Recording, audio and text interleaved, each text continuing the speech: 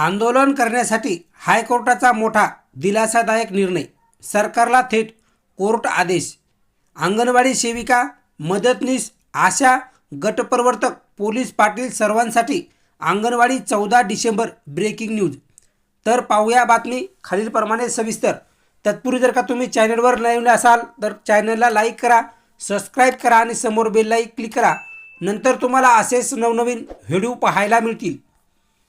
अंगणवाडी आशा सेविकाचा मोर्चा. अंगणवाडी सेविका, आशा वर्कर यांनी कडाक्याच्या थंडीत रस्त्यावर झोपून काढली रात्र. थंडीत आंदोलन करण्यासाठी निवाऱ्याची सोय करा. सरकारला दिलेल्या आदेशात हायकोर्टानं काय म्हटलं?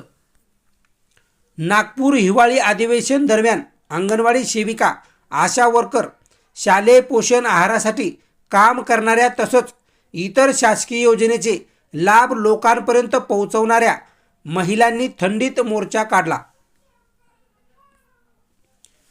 कडाक्याच्या थंडीत रस्त्यावर झोपून रात्र काढली.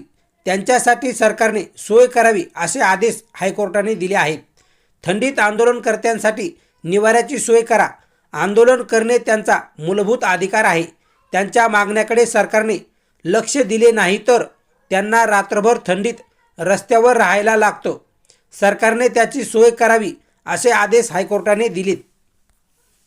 तसेच 3 सदस्यीय समिती नेमली असून ती या आंदोलनकर्त्यांवर लक्ष ठेवणार आहे आणि त्यासाठी निवारा उपलब्ध करून देण्याचे आदेश हायकोर्टाने दिले आहेत. काय आहेत त्यांच्या मागण्या? नागपूर एवढ्या थंडीत त्या कशा रस्त्यावर राहत आहेत? रिपोर्ट भाग्यश्री राऊत, सूट शहीद शेख, एडिट राहुल रणसुभे.